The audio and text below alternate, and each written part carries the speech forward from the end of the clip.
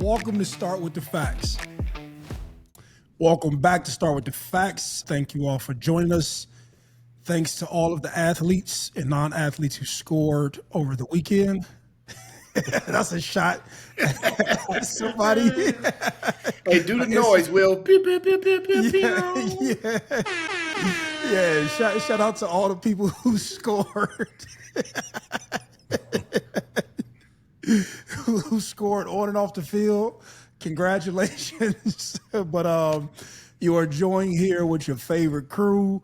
My name is Maurice Claret. For those who are joining us for the first time, we have brother Alex Allen to my left in the studio, and Will didn't see that is consistent with Will fucking up. Will has one fuck up a day. He didn't even want to give Alex his credit. He's trying to steal his greatness. He tried to do it 2 times and still couldn't get it. Well, so we're going to pivot the camera to the only white guy in the building. He's our favorite white brother, Mr. Brian Inkrot. And down in sunny South Florida, we have none other than DJ Williams. So how y'all doing today? I'm healed from that game on Friday, man. I that feel boy good. wounded. He's still wounded. I'm healed, baby. You healed? You still ain't got a team. Hey, what kind of animal is Sebastian? I know it's a bird, but what type of bird is it? Sebastian is an ibis. You don't know the history of the ibis? Obviously not. Is it ibis or ibis? Is it ibis or ibis? Ibis. You sure? When there's a hurricane, it's the last animal to take shelter. And when the hurricane ends, it's the first animal to come out. So he ain't no bitch. Oh, he a dummy. He ain't no bitch. He a dummy. You know what I'm saying? He gonna show up. He gonna show up. You can call it whatever you want, but he a dummy. Yeah. Hey, speaking of showing up, Well, we didn't cover this last week. You didn't cover I don't want to cover I'm here now. I don't want to cover it. I'm here now. Well, I don't want to cover it. We have to do a quick. It can be quick. You started with Brian. You had a Thursday monologue, night. didn't you? Oh, I forgot it. Yeah. See, man, that was like 4 days ago, 5 days ago. That was long gone. But yeah, Thursday night football. We had people sacrificing unborn children, ACLs, Liz Frank injuries, plantar fasciitis. We had all kinds of things going on, and the Cincinnati Bengals and the Fighting Joe Flaccos did defeat the Pittsburgh Steelers. So, Alex, I know DJ probably gave all his rant away already. Anything you want to say about that Thursday night football game? We took an L, man. I was.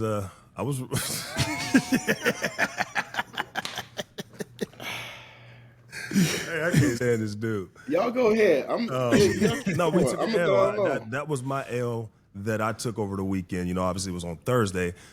I was 100% we was going to win that game. Flacco caught on with the receivers a lot quicker than I thought he would, you know. But then again, I don't know why I'm surprised, because he is a, Super Bowl MVP, Super Bowl winner. He's been around for a long time.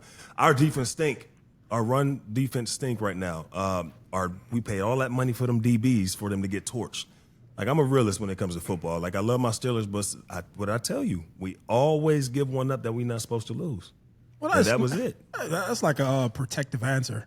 That's not So a protective just You could be right. No, but I Listen, watched hold Steelers on. so much. I watched them so much that I know, like, man, we're going to lose this one. That's the slide. You got to live in downhills, man. Like, Listen. so that's like me saying something. Well, I'll let you, because this is y'all. No. Listen, that's the start of the slide. Pittsburgh, they play the Packers next. And watch what we do. Okay. They play the Colts next. L. No. They play the Chargers on the West Coast. L. Then they play the Bengals again. L. Hey, you know what's funny about You these play the people? Bears that just won 4 in a row. Watch this. L. That's the You know start of the what's so slide. funny? I love it. I think you're starting to trade on your team now, because you know who throws up the L? Louisville. L. Why you Damn, just I throwing set up the myself L? up for that. Louisville. That's crazy. Yeah, you set yourself up. That's I'm with crazy. you. I don't know if you noticed that, but I'm on one today. So yeah, That's we crazy. Go.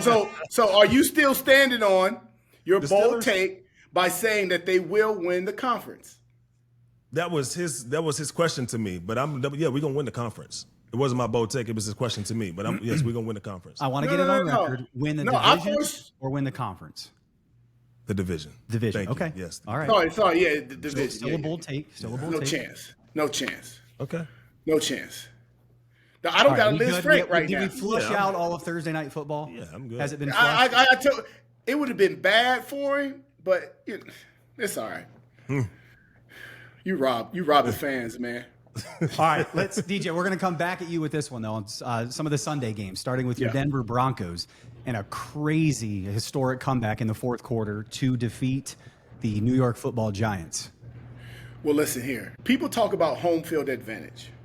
And a lot of times you think about the crowd noise and you think about the weather, whether it's hot or cold. I don't people really understand the altitude. And this was something that I had to adjust myself to early on when I got in Denver, right? Earlier, Mo spoke about scoring, right? Let's just say it was a situation I was scoring off the field, right? He's at the 50. He's at the 40. He's at the 30. Oh, he has to take a timeout. He's out of breath and he has a leg cramp. No, true story. True story. That's how I learned about the altitude. This shit is real. In the middle of winning a game, I literally just had to take a timeout and hold on. And so we speak about momentum all the time. It's a real thing. It's a tangible thing. Like momentum is almost like this person that really exists where you have a lead, you're feeling comfortable, and the other team scores, and the first thing that goes in your mind is like, okay, they're just not laying down, they're fighting back. Then you go 3 and out, or you guys turn the ball over. Then they get the ball again. Then they score again. And now all of a sudden, it's like an individual just on their sideline. He pops up. He's sitting there. It's motherfucking momentum. Right? He's a real dude. He's sitting there. Right? Somehow, there's that play, that ball bounces another way. And it's not always like a big pivotal play. But it's like, oh, shit. And what happens is momentum just starts to walk onto the other side of the field. Everybody on your sideline sees it. Everybody in the stand feels it. And then now, next thing you know, he's just standing on the other side. And he's just hugging the other guy. And once that shit gets to rolling, ain't no stopping it. Ain't no stopping it. So you combine the momentum shift with the fact that you're gassed. You guys are out of breath. Like when Tebow had that streak where we came back from 7 games in a row, we knew in the fourth quarter that team was tired and they were gassed. We knew they didn't have anything left. And you have that combination with the Giants being so young and thinking they can just turn it on and off. Once that momentum got rolling, it was really nothing that they could do. But we talked about this yesterday when we talked about we were talking about teams and inexperience. Yeah. And this is kind of like that on a professional level. But as you were talking about momentum, I think it's like this bottled up confidence that shifts from side to side, be it from one team to another. And when guys get that confidence, it is just like, both teams walk onto the field and everybody's trying to find like whatever chink in whatever the other team's armor. You know what I'm saying? Yeah. And y'all both trying to figure each other out. And it's both just cat and mouse game and so on and so forth. But once you sort of feel like I got my guy on the ropes, kind of like in boxing, I got my guy on the ropes and I can knock his ass out, you get that surge of energy to be like, oh, this can really happen. And that's basically what you've seen. And so for them to score that many points in the fourth quarter is remarkable. But, thanks for your insight for all the other stuff that you were mentioning about just playing up there. I'm in shape now. I'm in shape now. DJ, over the weekend, my mother-in-law said that you are the best storyteller she's ever heard. Oh, thanks. And Thanks, Mom. I hope she hears this one because that was brilliant. I don't know if you've ever told that version of the story before, but that's pretty good. Hey, I'm in shape. I'm in shape though now, right? Hey, I could do college rule overtime. Hey, look, hold on. We apologize if mother-in-law, if you get to joke, we apologize. She'll get it. All right. A couple of weeks ago, 5-6 weeks ago, I was down on the Chiefs. I don't remember. I wasn't the only one. There were others on this set that were down on the Chiefs. The Oracle. The Oracle. He can't just take his. I wasn't the only one. But hey, come on, y'all. They got us. Come on out, y'all. They got us. They caught us. So I guess the Chiefs are listening. The Crimson Tide's listening. Pound on these people that, Yeah, pause. Now, Chiefs, blank the Steelers 31-0. The Chiefs now winning record 4-3. They're in the AFC West. I said they blanked the Raiders 31-0. You said Steelers. Don't do us like that. God, dog. Oh, did I say Steelers? I know are what on you my meant. mind. Yeah. So now You're just talking about next week. Guys, Chiefs, were we that wrong? Are they as good as yesterday's score would indicate? The Raiders are bad. Yeah, the Raiders are a bad team. I still believe the Chiefs will always be the Chiefs, right? They have a winning pedigree. They have championship guys on their team, but I don't think that we're looking at the Chiefs of old. That's I'll down that hill. I'm not Alex. I won't waver. I'm not going to down the hill of. Let me be clear when I say this. I don't think that we're looking at the Chiefs of old, but I still don't think the Chiefs are the premier team for the NFL. Can I? I'm gonna give you an opportunity to take that back, but just let me say this real quick. The quarterback is Patrick Mahomes. Best player. Hold on. Best player in the NFL. Okay, their weapons who just came back. Rashid Rice scored 2 touchdowns yesterday. They have Travis Kelce. They have Juju Smith-Schuster. Yeah, we know what you're saying. Yeah. Tongue twister. Hey, to go from Kelce to Smith-Schuster, that was, you know what I'm saying? Mouth don't do that, right? Xavier Worthy, I'm help you out. Hold on. They got Thornton. They got Xavier Worthy.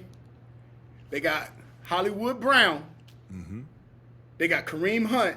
And then they got fucking Pacheco, who, like, whatever.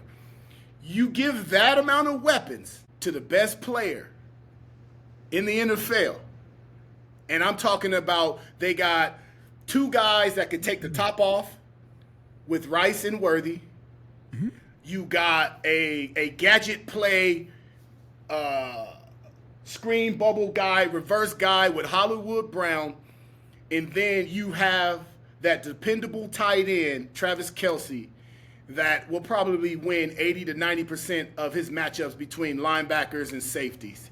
You give that amount of weaponry to the best player in the NFL, and you're not saying they're back?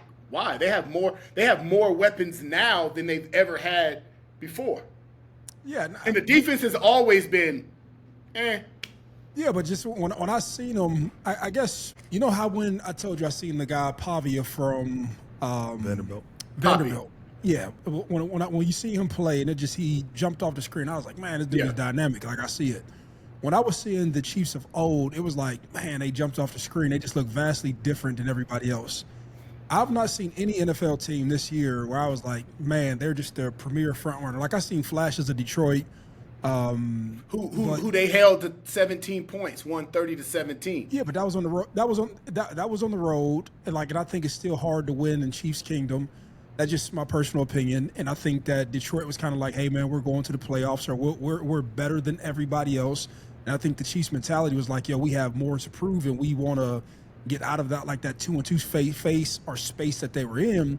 But there's nobody I look at right now. Like, we looked at the Bills early on. We thought the Bills were the premier team when they came back and beat the Ravens. What was that, the first game of the season? First game, yeah. Yeah. And so I just me where I'm at right now. I drunk the Kool-Aid on Cleveland yesterday, and I'm a Cleveland fan. I was like, man, Cleveland looks real good, but I'm like, fucking Miami shitty. You know what I'm saying? And that's what I'm saying. They played in the Tua Bowl. Yeah. So I don't know. I don't mind being wrong, but if you're telling me here today on Tuesday, do I think the Chiefs are the premier team of the NFL? Are they back? I just can't say like that. I feel that way, and if I'm wrong, I'm wrong. But I got one more question. Go ahead. Who in the AFC can challenge them? Like this. Well, I would be interested to see. I didn't get a chance to see the entire Denver come back against the Giants. Yeah. But for them to score 33 points in the fourth quarter, I would ask myself fuck, what kind of streak did they hit to put up that many points, and what does that do for them moving forward? I don't know. So right now they may be. And I'm trying to think, is there anybody else in the AFC right now who's playing well? As you think about it, just let me ask a quick question. It's been a year since Rashid Rice has played a game in the NFL, coming back from an ACL tear and then a suspension with a car crash. What does he do for the Chiefs then that opens this up to make them a better team? I don't know what he does for the Chiefs. Obviously I'm not at practice, but what I do know is it gives Patrick Mahomes another trustworthy weapon. And I think this was the first time this year that we've seen like a spectacular no-look pass from Patrick Mahomes. You know, I mean, it was on point, looking at the safety the whole time, and then after the play, they looked at each other and did this. So they obviously have some chemistry right there. You know, whether it was from him practicing with them, even when he wasn't playing, you know, I think it's there. But one thing I know about the Chiefs, and I'm glad that I speak the way that I speak, is they've been getting better as they got their weapons back. Worthy was gone. Travis was so-so, you know, he had to kind of, you know, carry the load. Then Rice is back now. Now Mahomes is clicking. So go finish. So when you say it's not the Chiefs of old, they're starting to come back to it. You know, it's going to take them some time to all gel together with it being Rice being back for only one game. I think it's going to go smooth. So I never said that they weren't, you know, there. They just weren't what they usually, you know, are. No, but I think one thing to answer Brian's question may be just matchup problems. You know, football is all matchups, and you're asking, and DJ kind of alluded to it. And when I put Travis on your linebacker, and when I can line up with three wides, is my third wide receiver better than your nickelback? Or can I motion to a set to get, you know, one of my premier wide receivers onto a safety who can't cover real well? And, like, that's what great coaches end up doing. They end up running a bunch of formations, and they create matchups situations out of different formations.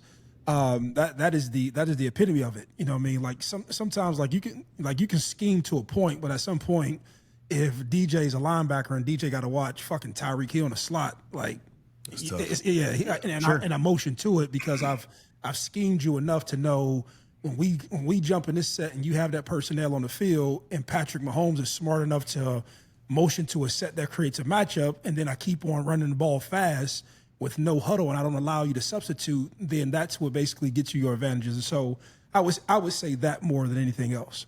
Brian, I'd also add that he actually has a real number one wide receiver that can take the top off, right? Like, we know Xavier Worthy has speed, but he's not a polished wide receiver, right? That's why a lot of times they're trying to get him in bubble screens or get him on end arounds and reverses and things like that, correct. right? Mm-hmm. And so what you had, and that's why Thornton emerged and came out, because again, like, Worthy is not a polished wide receiver. He's not a guy that can run every route on the route tree, right? You can get him to take the top off, but again, it's still a 50-50 chance. Will he catch it?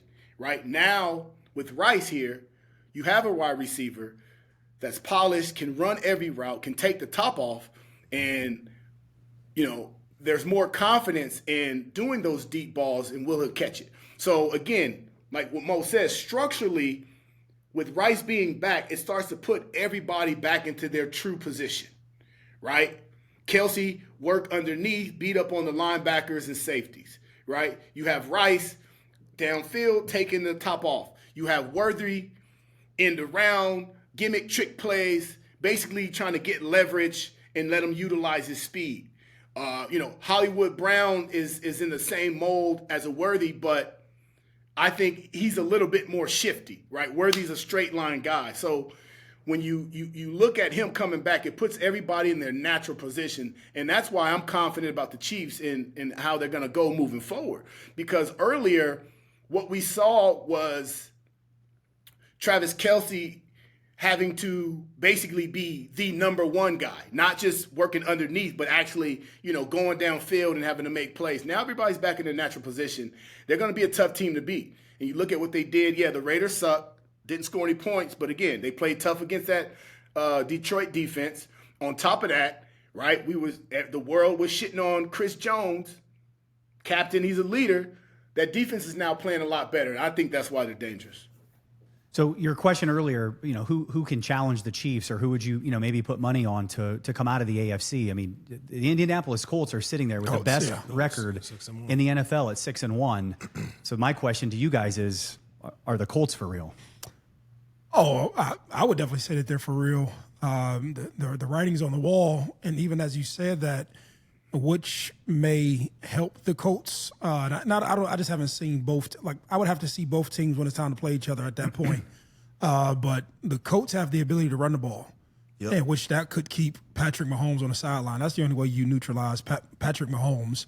But the Colts are a for real team. I didn't see this with Daniel Jones. This was another thing I was wrong about.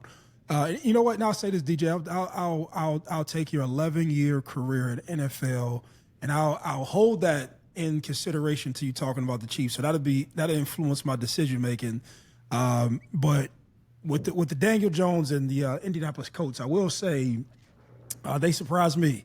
I did not foresee this after he came from the Giants, and I don't want to say he was stinking it up, but he was lackluster. But systems make everything, situations make everything, and he's come back to the Colts, and they've definitely hit a resurgence. And shout out to him and what is the kid name? Jonathan Taylor. Jonathan Taylor. Yeah. Shout out to both of them. I think I actually seen an interview with him last week, and you ever watch an interview, you end up liking people more after you hear him talk. Like I've never heard him talk before, and he just went through the history of running backs that he liked or he patterned his game after. And man, when he started going like with the knowledge of how people ran and what he studied and what he picked up from everybody, it actually gave me more respect for him. He actually did it on Caleb Downs because Caleb Downs, who plays for Ohio State, his brother Joshua plays for the Indianapolis Colts. And he did a podcast with them. And when I heard the guy talk about the history of the game, you start to understand that people who study the game and study why they like people, and study what they take from people, you understand why they're good, and he definitely impressed me. Daniel Jones, no doubt, playing well. Jonathan Taylor is the bright spot in that offense. If he can stay healthy, I think they can go, very far. I wouldn't say I'm completely sold just because of their opponents that they played. They beat two good quality opponents with the Broncos and the Chargers. That Bronco game was a fluke. They still beat them, DJ. How come when they talk, you always got? Hey, I be striking nerves when I talk, don't I? I be striking nerves. No, but seriously, but yeah, they only beat two, solid opponents, and so I just want to see more of their work before I am, completely sold. The Bronco game was a fluke. The game was lost. They missed a field goal. They called Broncos for leveraging, which they didn't. The question is, are the Indianapolis I'm not Colts talking for to you. real? Okay. Stay on topic, DJ. I am. I'm here to be your moderator. Stay on topic. But you spoke about a good opponent that they beat, and I'm telling you, they did not beat the Broncos. Yes, they did. They got a W. All right. Well, again, we on our college show we spoke about pedigree, right? On this show we probably spoke about pedigree, and you look at the Indianapolis Colts. Right, they've been that team that has been missing a piece here, a piece there, and they got Daniel Jones out of free agency, and hey, it was plug and play, and he started playing well. But again, when you look at the rest of their roster, they don't have individuals that come from a winning culture, right? They kind of came under the radar. In order for them to be a threat to the Chiefs, they're going to have to end up with the best record, which means that when they do meet into the playoffs, they're going to have to be playing in Indy in the Dome. Because you get this team that doesn't have the winning pedigree. We spoke about how hard it is to play in Kansas City. Yeah. Right? And we're talking about, late into the winter, the elements. Yes. Right? And you take a team that has been performing well, especially due to their quarterback play, but they playing in the Dome. You get them out there into the real elements of football, NFL football, deep into the playoffs. I just don't see them, as of right now, being that good to overcome that. So I think what's very important for them is they need to end up with the best record in the AFC and keep home field advantage, right? And I mean, honestly, still, is 6-1 is still a long time. They got to keep the focus, right? Still a young team. Don't have winning pedigree. So what if you're the Colts? What do you do with Anthony Richardson? Where does he stand? Send him with Billy Napier. Package deal. Package deal. Yeah, that's his old coach. We were talking about that, and you have to create some sort of value to get something out of him. Right now, you don't have a ton of value other than he was a first pick, and you probably have he got injured last year. Yeah. So you probably have a year and some change of film.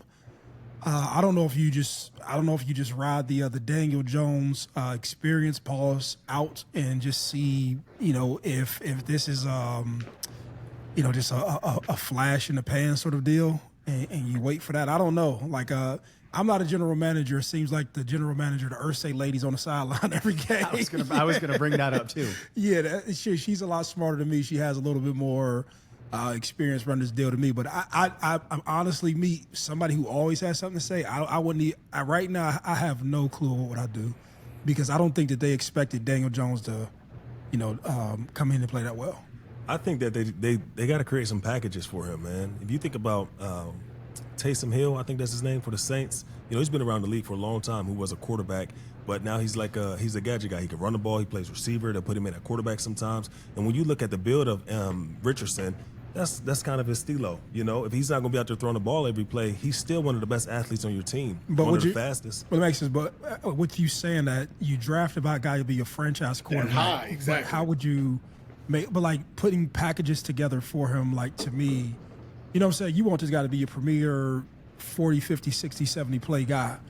To create packages for him will be counterproductive. It's all about getting your best athletes on the field, correct?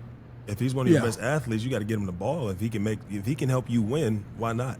Unless you just want him to be that. Yes, Daniel's playing well, but what can he do to help us? If it's just sitting on the sideline and you content with the athletes and what they're doing right now, they're 6-1, so they probably are. But if you talk about creating value, that's one of the ways you can do it. Because if he's not just a quarterback at all times, if he keeps getting injured, I think he still has an NFL career outside of quarterback if he continues to get injured, and it's been shoulder injury. So yeah, but I think that's the only way to create value for him playing as a traditional quarterback. I don't think this is just my opinion. If I'm a GM for the Saints, right, I'm not.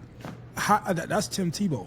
You know what I'm saying? You're hiring a wildcat quarterback, or and I'm talking about defensive coordinators at the highest level. If I see some guy coming in, you understand the bandwidth of what he's going to do is going to be so specific, and they're going to scout that all week and train for that all week. And they say, hey, when Richardson comes into the game, they're doing these 1 of 5 things based on formation and based on set. I don't think that gets his value up. I think the only way as a quarterback that you can show your value, if you can drop back in the pocket, you can lead a team, and you can go out there and get some victories.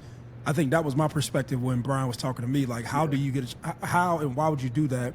And Daniel Jones is on the field, having success doing that. You can't, you know what I'm saying? You can't interject him in. As just a straight quarterback, I agree. Yeah. Yeah. Fellas, what you got to do is you got to cut ties with him. You got to go with Daniel Jones. I've seen enough of Richardson in the NFL. And Mo, you said, how do you create value? You don't actually have to create value. There is a offensive coordinator, there is a head coach, or there is an owner that out of college love Richardson. You got to find that guy, right? There's a handful of coaches in the NFL that have, I would say, man crushes on certain athletes and can't wait to get them on their team and believe that they could be the quarterback whisperer and get the most out of his talent, right? I don't think that you bring him back into the squad and mess up the dynamics. I think you ride the Daniel Jones wave. I think you start making calls and try to figure out, who is that OC, who is that head coach or that owner that 2 years ago had him very high on the draft board, and just try to get as much as you can out of him. Right, find that individual that believes that his upside and raw talent is worth giving up some assets. But again, trying to bring him back into the team, you're going to mess up the dynamics of the team. And the thing that he's lacking is leadership. Yeah, 1,000%. Right, so he's lacking leadership. So you got a guy, Daniel Jones, that wasn't playing well, but we've always spoke about him and how he's kind of been the leader. And now he's in a good system. He's playing well. Cut ties, get rid of Josh Richardson, get on the phone, find that OC, that head coach that has always wanted him, and make that deal. You know why it's done, bro? The man said when he was tired, he tapped himself out as a quarterback. That is hard. That's hard to ever come back. So when as you say a quarterback. Things, yeah, when you say things that just career killers, That's one. Yeah, that's a big for the position. for the position. You tap yourself out, and I just think like when you're talking about a brutal game where people are tired, injured, whatever, the thing you talk about where he lacked leadership, I don't think you can influence people after doing something like that. You know who's always looking at adding a quarterback to an unproven room? Cleveland. I'd pick up the phone and I'd call Andrew Barry. Say you want something else. Come on up to Cleveland. Hey, and Shador's 4-hour drive. Shador would drop to number 3 on the depth chart. Bring him to Cleveland. Back to the practice squad. All right, speaking of another NFL quarterback, one that is a proven commodity, and that's Jalen Hurts. Philadelphia Eagles beat the Minnesota Vikings, and Jalen Hurts, I don't know enough about passer ratings to know what a perfect rating is. It sounds like it's 158.3 according to the headlines. Jalen Hurts finishes the game with a perfect passer rating, 250-some yards, I think, passing, and 3 touchdowns. I don't know. Thoughts on my first question, does Jalen Hurts get the credit he deserves? No, they'll never. Here we go. They'll always discredit him based on the team that was assembled that he had nothing to do with. Mm-hmm. And I don't like when they do guys like this, where they'll say, "Oh, such and such wouldn't be such and such if he didn't have such and such," right? Mm-hmm. The motherfucker ain't like it's my choice. Like, you know what I'm saying? like when I stepped on the field, like whoever they drafted me to and whoever they assembled, I just happen to be a piece, and whatever the team is asking me to do, I'm just delivering on what they're asking me for. Like, I couldn't help that the Eagles drafted me. I couldn't help that, I went to practice and worked my ass off. And then I also couldn't help that I just did the things well that they asked me to do. And so for that reason, he gets hated on. You know what I'm saying? And mainly, a lot of this caught wave because of Cam Newton, and then he's always going to get the comparisons of what they felt Cam didn't do, and they feel like he's jealous, and that turns into like this trivial conversation. And I don't have, I'm not a fan of one side of the argument or another, but a lot of this caught steam when Cam made some comments towards him, and so whatever. But not in defense of Jalen, but sometimes like when you just are in your situation, you're just making the most of your situation with the teammates that you have on your team, and so that shouldn't be a knock to Jalen about what he could and can't do, because, again, we can name a hypothetical situation for anybody, and you can put a narrative behind it if you want to prove any point. You know what I'm saying? And so I'll let DJ speak more to, DJ Alex. Y'all can chime in more, but I do feel like people hate on him for things that he has no control over. Or a situation that he didn't create himself. But that's that. I'll let you go, DJ. I mean, I think a lot of it has to – first of all, I do believe that he is a top 10 quarterback in the NFL. I think a lot of it has to do with his personality. Very monotone, always gives the correct answers in an interview, never makes it about himself. But again, he makes the right play. He's the LeBron on the football field, and by that I mean he makes the right play, right? He'll take the check down if you're giving him to take the check down, right? He'll take the option route if you're giving the option route. He'll take the ball and run off and get 3 or 5 yards. He'll throw the ball out of bounds, and so when you talk about a perfect quarterback rating, he is very, very efficient. The Eagles have a great team, great coaching, and a lot of weapons, but for some reason, it's not clicking, but they're winning, right? So, they went on that 2-game slide. Everybody's talking about what's going on with the Eagles. Let's get Saquon Barkley going. Receivers on social media Brown. talking A.J. Brown, receivers talking on social media. There's a lot of distractions on the outside, but they keep fucking winning. They're still very, very dangerous. Still one of the most dangerous teams in the NFC. We got to talk about the Cowboys, too. Still one of the most dangerous teams in the NFC because with all of this BS that's going on, they're continuing to win. And they're winning the game different ways. And now that they've proven that they don't need Saquon, even though at some point in time Saquon's going to get going. Yes. So do you think? Go ahead. Do you think Jalen? Do you think Jalen Hurts would be as successful if he didn't have those athletes around him? Yes. Okay. All right. Hold on. Here's why. For the most part, every NFL team, top 2 wide receivers have 2 good wide receivers on their team, whether it's an X or a Z or XZ or a Y. Like, you got 2 guys. Most NFL teams, like, the talent is dispersed. So I believe so. So when you look at the games that they lost, right? Was it the Giants? They lost to the Giants. That was just a hype train, man. Right? The naysayer boys, that was a hype train. The naysayer boys, they was hype. So the receivers, right? You know why AJ Brown is frustrated and he's not getting the ball? Why? Because he's open, and Jalen decides to take the check down. So when you talk about it clicking,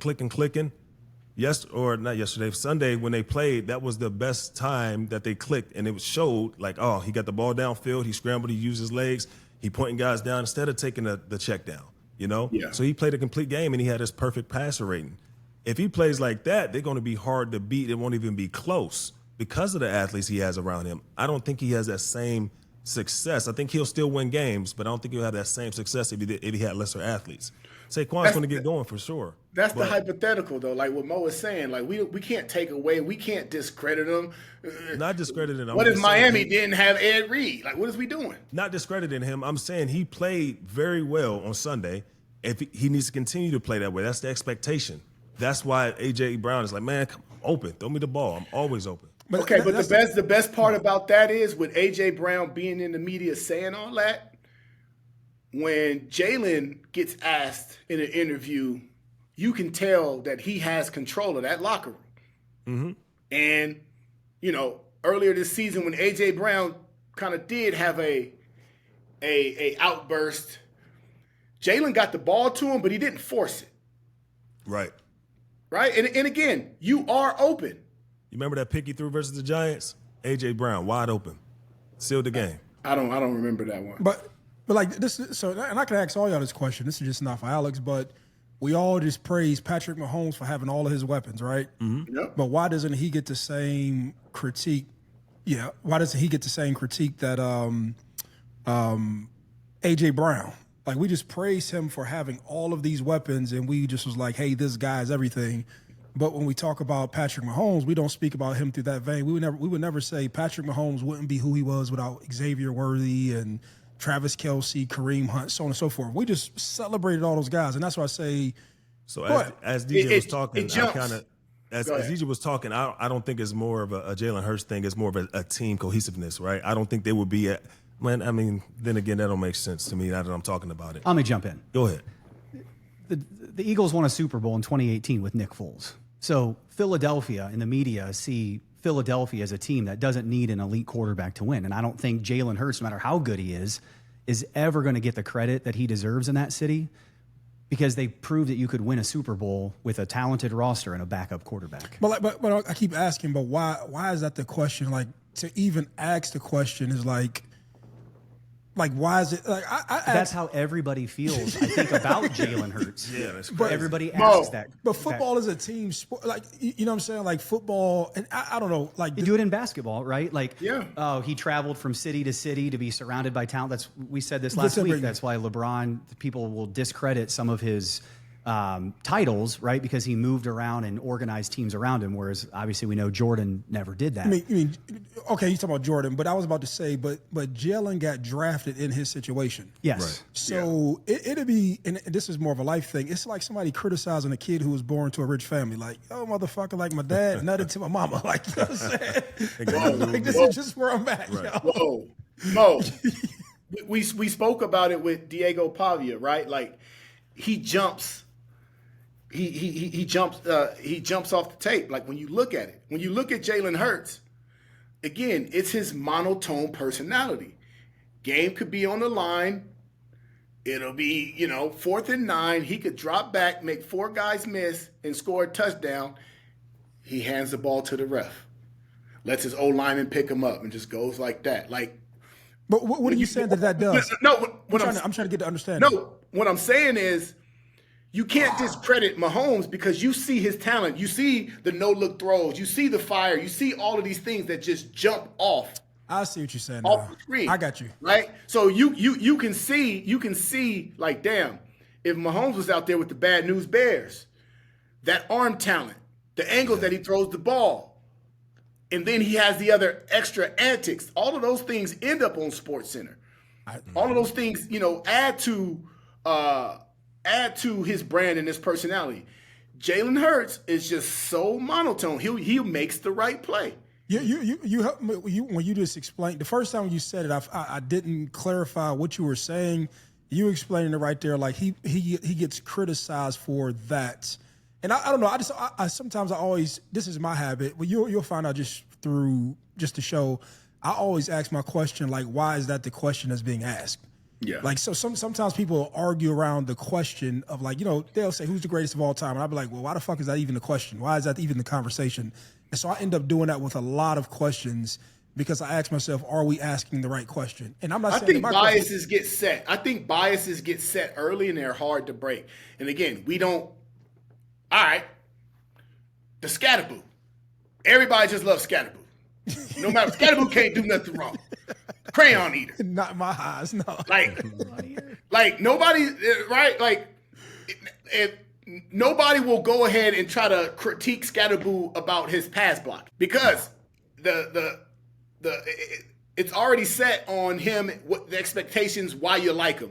So because you like him so much, you'll go ahead and try to protect and hide the things that he doesn't do well. I don't know. I don't understand why. Like, you wouldn't like Jalen Hurts.